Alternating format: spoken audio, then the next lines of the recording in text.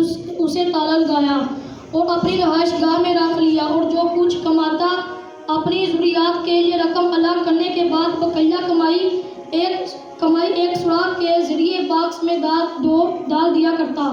جب کافی عرصہ گزر گیا تو اس نے سوچا اب تو اچھی خاصی رقم جمع ہو گئی ہوگی، چنانچہ اس نے خوشی خوشی اپنا باکس کھولا تو یہ دیکھ کر سر پکڑ لیا کہ اس میں دیمک لگی ہوئی تھی، جس نے اس کی کرنسی نوٹوں میں سے کچھ کو مکمل اور بقیہ کو جزوی طور پر چار کر تباہ کر ڈالا تھا، اور وہ نوٹ اب اس کے کسی کام کے نہیں رہے تھے۔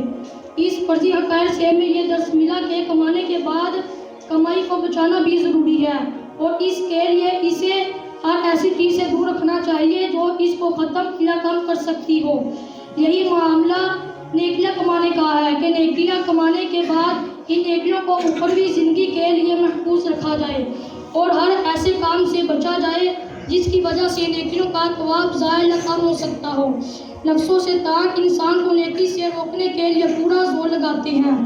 اگر انسان ان کے وار ناکام کر کے نیکی کرنے میں کامیاب ہو بھی جائے تو ان کی کوشش ہوتی ہے کہ انسان نیکی ذخیرہ آخرت میں نہ ہونے پائے، اس لیے وہ انسان سے ایسی غلطی کروا دیتے ہیں جس کی وجہ سے نیکی کا ثواب بالکل ختم یا کم ہو جاتا ہے۔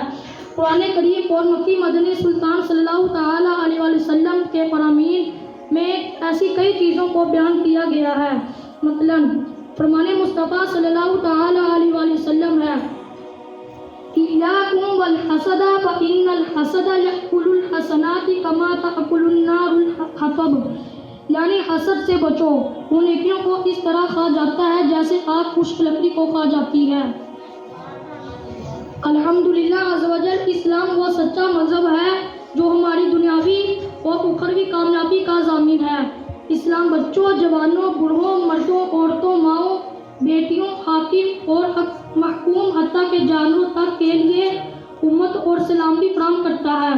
فرد ہو یا معاشرہ، دونوں کے لیے اسلام بہترین نظام عمل ہے۔ یہی وہ دین ہے جو اس کائنات کو پیدا کرنے والے رب کریم کا پسندیدہ دین ہے۔ بڑا خوش نصیب ہے وہ شخص جسے ایمان کی دولت ملی اور وہ ایمان کی سلامتی کے ساتھ دنیا سے رخصت ہوا۔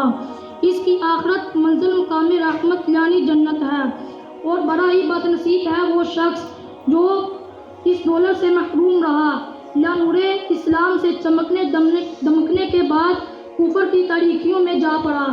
ایسا شخص دنیا اور آخرت میں خسارہ پانے والا ہے۔ اس کی ساری نیکیاں ختم ہو جاتی ہیں اور ہمیشہ ہمیشہ کے لیے اس کا ٹھکانہ جہنم ہے۔ قرآن کریم 12 نمبر 2 سورۃ بقرہ کی آیت 217 میں فرمان رب عظیم ہے۔